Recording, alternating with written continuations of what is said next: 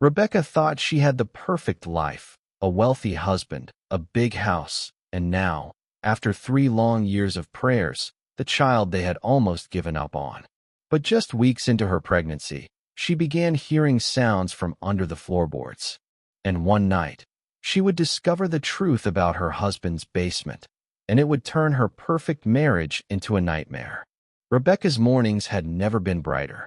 The moment she saw the 2 pink lines on the test kit, she wept with joy, whispering gratitude to God. Gabriel, her husband, had lifted her off her feet, spinning her around their spacious living room, his laughter booming through the house. It felt like a miracle, but the joy soon became laced with unease. Gabriel was loving, perhaps too loving. He hovered over her every step, insisted she rest, forbade her from entering the basement. "It floods when it rains," he said casually one afternoon as she tried to carry laundry downstairs. "Let the staff handle anything down there. You don't need stress." Rebecca nodded, though something in his tone made her pause. Then the strange discoveries began. First, it was a silk blouse in the laundry, not hers, not in her size, not new. Then prescription bottles tucked behind the detergent with another woman's name, Opiami. At night, when the house was silent, she swore she heard something, faint, muffled, coming from below. A whimper? A sob? She shook Gabriel awake once. "Did you hear that?" she whispered. He rubbed his eyes lazily. "Old pipes. This house is always making noises. Go back to sleep." But sleep wouldn't come. Rebecca's mind started connecting dots.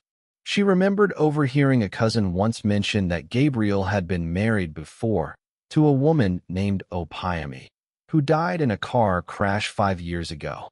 But there had never been photos, no funeral pictures, no stories of how she died.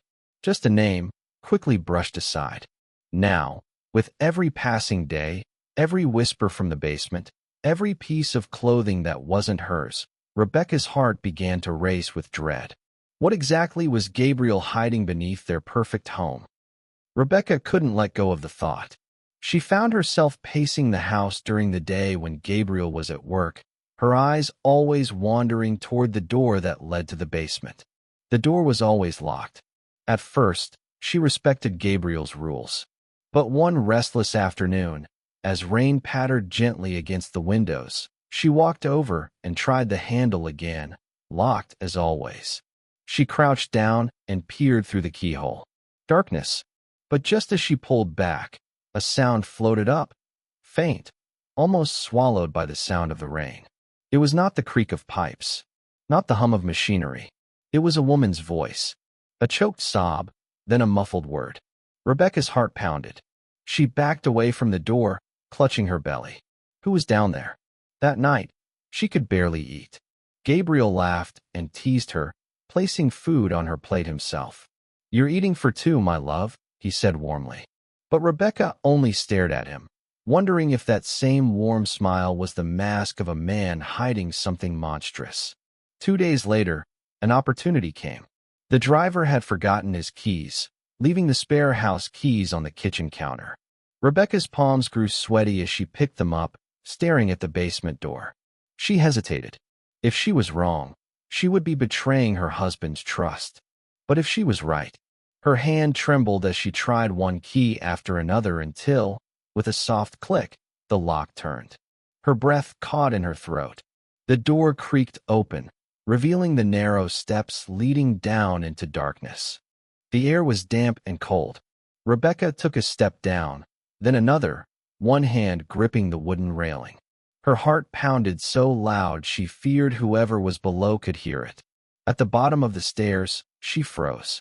There, under the dim light bulb, was a thin mattress pushed against the wall. A woman's slippers sat neatly beside it. And on the far side of the basement, chained to a metal pipe, was a figure, slumped, barely moving. Rebecca gasped. The woman's head snapped up, her eyes wide, wild, and shining with tears. And though she had never seen her before, Rebecca knew instantly who she was. Opiami, the dead wife. For a moment, Rebecca could not move. Opiami's sunken face, The way her hands trembled as she clutched the chain around her wrist. It was like staring at a ghost that refused to stay dead. Who are you? Rebecca whispered, though she already knew. The woman's lips quivered. You're his new wife. Her voice was raspy, like someone who hadn't spoken to another soul in a long time. Rebecca's chest tightened. You're supposed to be dead, she said before she could stop herself. Opayami let out a bitter laugh that sounded more like a sob. Dead? Her voice cracked. I wish I was dead. Rebecca's knees wobbled. She sat on the wooden step, staring at this woman who was supposed to be a memory, a tragedy, a picture in an old frame. What happened to you? She whispered. Opayami's eyes darted toward the stairs. We don't have long.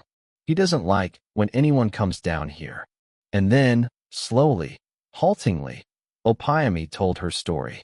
She had not died in a car accident 5 years ago. She had tried to leave Gabriel. She had packed her bags one night after yet another argument. After another time he grabbed her wrist too hard. After another promise that he would change. She had gotten as far as the front gate, but Gabriel had caught her. Instead of letting her go, he had dragged her to the basement. He told her she was sick and needed to calm down. When she screamed, he locked her in and disappeared for hours. Days turned into weeks. Weeks into months. And then the drugs began. In her food, in her water, enough to keep her weak, but not enough to kill her. I thought if I stayed quiet, if I obeyed, he would let me out. Opayami whispered, tears streaming down her hollow cheeks. But he never did. He told everyone I was dead. He even held a memorial. And then, one day, I heard footsteps upstairs. I heard you. Rebecca's stomach twisted. She felt the weight of her unborn child pressing against her ribs. You're pregnant? Opayami asked, her eyes wide. Rebecca nodded slowly. Opayami's entire body shook. Then you need to run. Before he does to you what he did to me. Rebecca's heart pounded. She thought of Gabriel's gentle voice, his laughter, the way he rubbed her feet after long days. Had it all been a lie? She glanced around the basement and noticed something she hadn't before, a small box near the mattress. She knelt and opened it. Inside were photographs, women's photographs. Some smiling, some solemn, all different. And under the photos were letters, birth certificates, IDs. Things no one would keep unless they belonged to someone they didn't want the world to remember. This is not just about me, Opayami whispered. There were others before me. I don't know what happened to them, but I know one thing. He will never let either of us go. Rebecca staggered backward, the room spinning. Her perfect husband, her perfect marriage. All of it was a lie, and now she was trapped in it. Rebecca didn't sleep that night.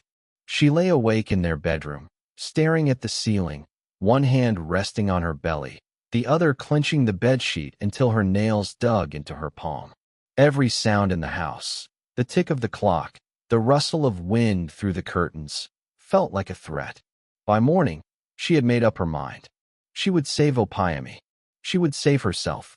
When Gabriel left for Lagos the next day, kissing her forehead as if nothing was wrong, she waited until she heard the sound of his car fade into the distance. Then she acted. She crept into his study and unlocked the drawer where she'd found the key.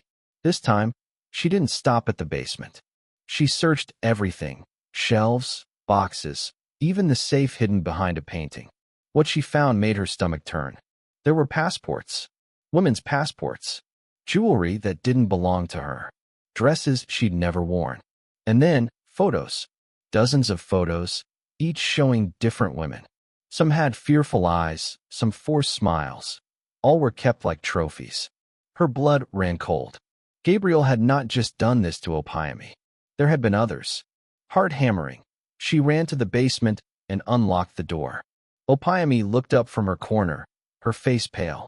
Is he back? She whispered. No, Rebecca said breathlessly. But we can't wait any longer. We're leaving tonight. Together, they planned it carefully, waiting until after dark when the compound was quiet. Opayami's chains were removed, her thin legs trembling as she tried to stand. Rebecca supported her, helping her to the back door where she'd hidden the spare car keys. They were just about to step outside when the sound of tires on gravel froze them. Headlights swept across the sitting room window. No, Rebecca breathed. Gabriel was home. He stepped into the house moments later, his shirt still buttoned, his tie loose, a smile on his face. But the smile vanished when he saw them. For a heartbeat, no one moved. Then his face twisted into something Rebecca had never seen before. Not anger, not sadness, but a cold, terrifying amusement. "So," he said quietly, stepping closer, "you finally met each other." "Gabriel," Rebecca said, her voice shaking, "let us go." He laughed, a low, humorless laugh that made the hair on her arms rise.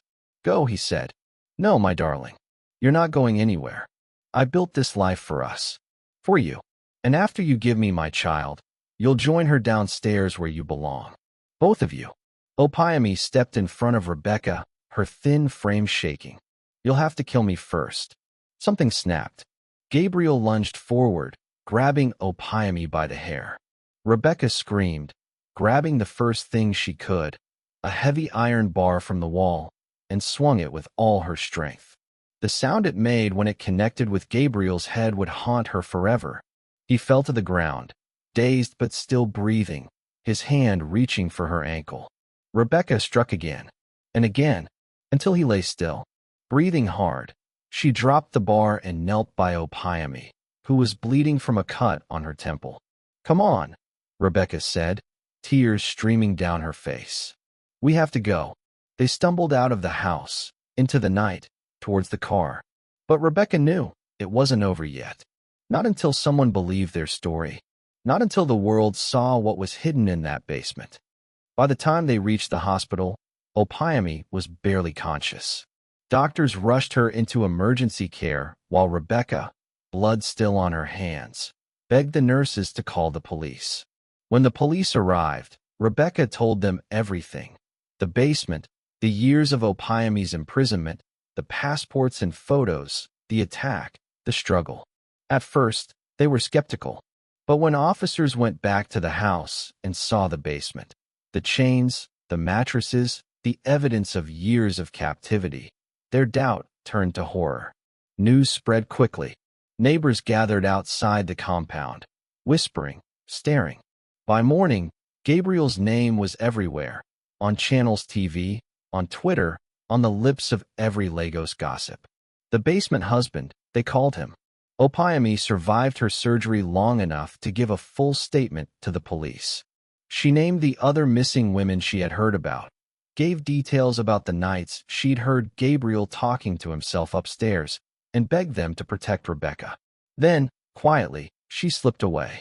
Rebecca wept until her body shook. Weeks later, in court, the judge listened to every detail. Her lawyer argued self-defense, and the basement evidence left no doubt. She had killed a dangerous man in order to survive. The case was ruled justifiable homicide. Months later, Rebecca gave birth to a baby boy. She named him Fola, in memory of the woman who had saved her life. On the day she left the hospital, she stood for a long moment outside the house where it all happened. The police tape still hung on the gates, fluttering in the wind. She whispered a prayer for Opiami, and for every woman who never made it out. Then she turned and walked away, her son in her arms, ready to build a new life.